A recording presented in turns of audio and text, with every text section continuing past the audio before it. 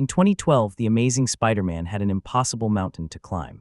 Coming just 5 years after Sam Raimi's trilogy wrapped, critics dismissed Mark Webb's reboot as an unnecessary studio cash grab.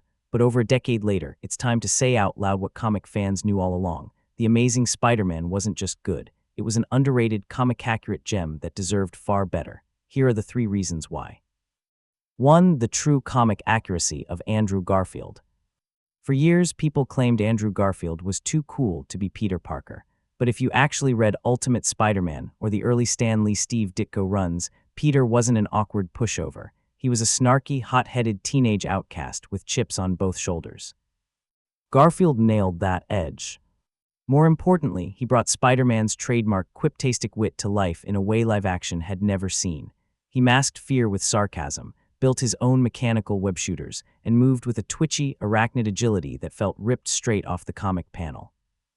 2. Practical physics and unmatched chemistry. Director Mark Webb brought 2 game-changing elements to the franchise: real physics and undeniable heart. Instead of relying purely on green screens, Webb hired stunt performers to swing on custom rigs through real New York streets. You felt the weight, the momentum, and the terrifying acceleration of gravity in every drop. And then there's Andrew Garfield and Emma Stone.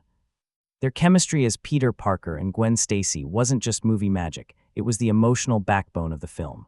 Grounded, witty, and deeply authentic, their relationship gave every battle personal stakes that mattered. 3. Embracing the darker tone and trauma.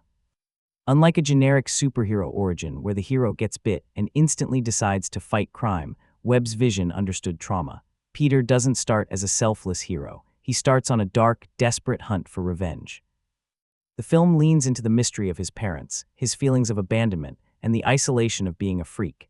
His transformation into Spider-Man is earned piece by piece, culminating not in defeating a monster, but in saving a child from a falling car on the Williamsburg Bridge. In conclusion, The Amazing Spider-Man was caught in the wrong cinematic era. It was darker, raw, beautifully shot, and anchored by arguably the best lead performance the character has ever had. It's time to stop treating Mark Webb's duology as a footnote and start recognizing it as the misunderstood masterpiece it always was.